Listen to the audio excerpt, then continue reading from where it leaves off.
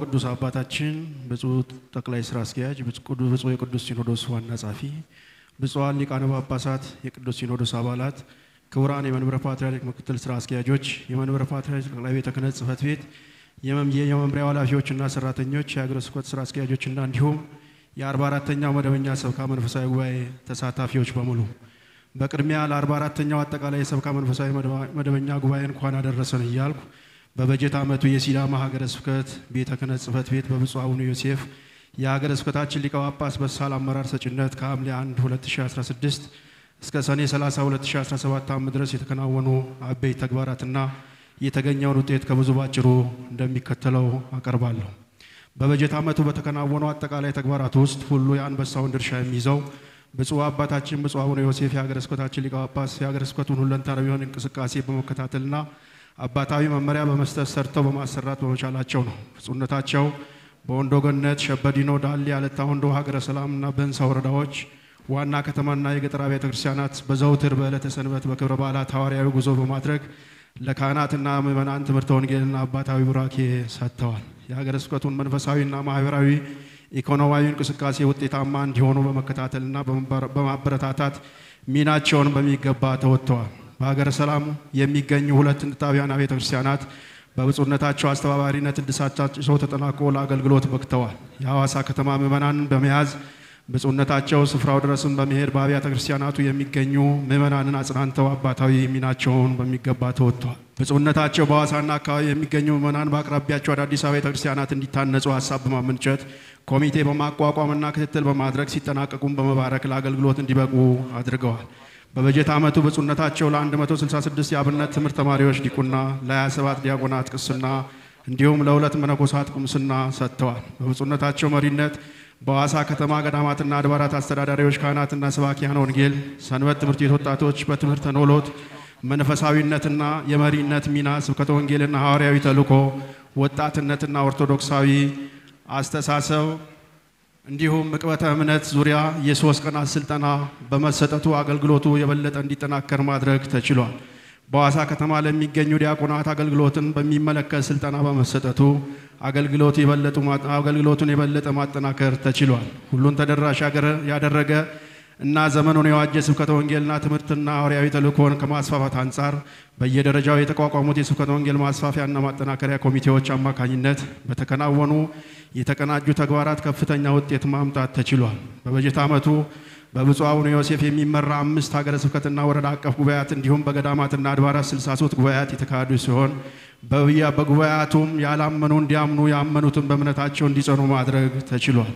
በገዳማትና አድባራት ተመድበው ከሚያገለግሉ ሰባኪያን በተጨማሪ ከሀገረ ስብከቱ ገቢ ድጎማ የሚደረግላቸው የሲዳምኛ ቋንቋ መምህራንን በመጠቀም እንዲሁም በአጠቃላይ በስብከተ ወንጌል እንቅስቃሴው 1822 የአማንያን ተጠምቀው ከሥላሴ ልጅነትን አግኝተዋል።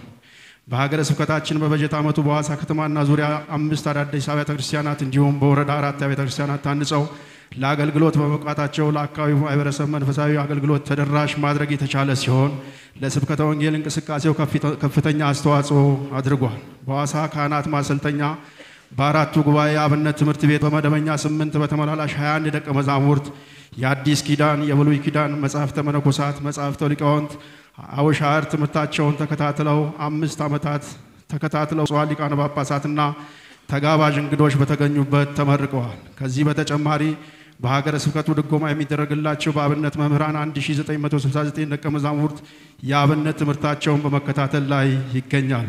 በበጀት ዓመቱ በሐዋሳ ካህናት ማሰልጠኛ ከገጠር ቤተ ክርስቲያናት ከጌዲዮ አማሮና ቡርጃ ሀገረ ስብከት የተመለመሉ ደቀ መዛሙርት ትምህርታቸውን ተከታትለው በብፁዕነታቸው ቡራኬ ተመርቀዋል። በዋና ዋና ከተሞች ዘመናዊ ትምህርት ቤቶችን ከማስፋፋት አንጻር በሐዋሳ በወንዶ ገነት፣ በለኩ፣ በይርጋለም፣ ባለታ ወንዶ፣ በተፈሪ ኬላ፣ በጭኮ በቀባዶና በአገረ ሰላም ከተሞች ተገንብተው አገልግሎት በመስጠት ላይ የሚገኙ 18 ዘመናዊ ትምህርት ቤቶች በመማር ማስተማር ባስገኙት ውጤት ተፈላጊ ተቋማት መሆን ችለዋል። በሐዋሳ ደብረ ምሕረት ቅዱስ ገብርኤል ገዳም በ2017 የትምህርት ዘመን የተፈተኑ 68 የ12ኛ ክፍል ተማሪዎች ሙሉ በሙሉ ፈተናውን አልፈዋል። በሐዋሳ ከተማ ገዳማትና አድባራት በጋራ ኢኮኖሚ ልማት ለማስተሳሰር በባለሙያዎች ተገቢውን ጥናት ተከናውኖ ወደ ትግበራ ለመግባት በዝግጅት ላይ ይገኛል። በይርጋለም፣ ደብረ ታቦር፣ ኢየሱስ ወደብረ መንክራት፣ ቅድስት አርሴማ አብያተ ክርስቲያናት ጽሩይ የሳሙናና ዲተርጀንት ፋብሪካ ማሽን ገጠማ ተጠናቆ ብፁዓን ሊቃነ ጳጳሳት የፌዴራልና የክልል መንግስት ባለስልጣናት ተጋባዥ እንግዶች በተገኙበት ተመርቆ የማምረት ስራው ጀምሯል። ከዚህም በተጨማሪ የሆስፒታል ግንባታው የማጠናቀቅ ስራ ላይም ይገኛል። ሀገረ ስብከታችን በብዛት በሌሎች ቤተ እምነቶች ተከቦ የሚገኝ ሲሆን እንዲሁም አነስተኛ ቁጥር ያላቸው ቤተ ክርስቲያናትም የሚገኙበት ቢሆንም ሰበካ ጉባኤን በማደራጀትና በመምራት ውጤታማ ስራ ማከናወን በመቻሉ ከፍተኛ የገቢ መጠን ተመዝግቧል። በበጀት ዓመቱ ከገዳማትና አድባራት ገቢ የሆነ 20% ብር 46,403,663 ከ71 ሳንቲም ሲሆን ከ2016 በጀት ዓመት ገቢ ጋር ሲነጻጸር 6,162,731 ከ90 ብልጫ ያሳያል። በበጀት ዓመቱ የመንበረ ፓትርያርክ አጠቃላይ መንፈሳዊ ጉባኤ 35 ድርሻም 16,241,387 ከ29 ሳንቲም ማድረግ ተችሏል። ያጋጠሙ ችግሮች የተወሰዱ የመፍትሄ እርምጃዎች በበጀት ዓመቱ በርካታ ተግባራት ያከናወንና በርካታ ውጤቶችን ያስመዘገብን ቢሆንም ያጋጠሙት ዋና ዋና ችግሮችና የተወሰዱት እርምጃዎችን እንደሚከተለው አቀርባለሁ። የተለያዩ ፍላጎት ባላቸው አንዳንድ አካላት የቤተ ክርስቲያንን አስተዳደራዊ መዋቅር ሳይከተል ለመንግስት የሚቀርቡ ጉዳዮች ያጋጠሙን ሲሆን ጥበብ በተሞላበትና ተከታታይነት ባለው ውይይት በማድረግ እንዲሁም አጣሪ ኮሚቴ በማቋቋም ጉዳዩን መፍትሄ ማግኘት እንዲችል ተደርጓል።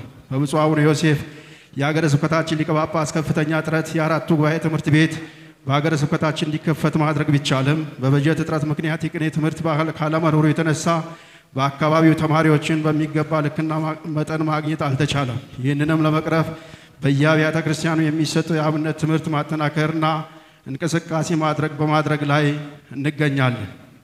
እግዚአብሔር ቢፈቅድ በ2018 በጀት ዓመት ኦርቶዶክሳዊ ሃይማኖትን በማስፋፋት የልቀት ተቋማትን በማጠናከር ፍትህን በቴክኖሎጂ የታገዘ ማህበራዊና ኢኮኖሚያዊ ልማትን በማረጋገጥ ዘርፉ የተሻለ ስራዎችን ማከናወን የተቀመጡ ዓመታዊ ግቦች ማሳካት ይሆናል እያልኩ ሪፖርቴን አጠቃልላለሁ። ወስብሐት ለእግዚአብሔር።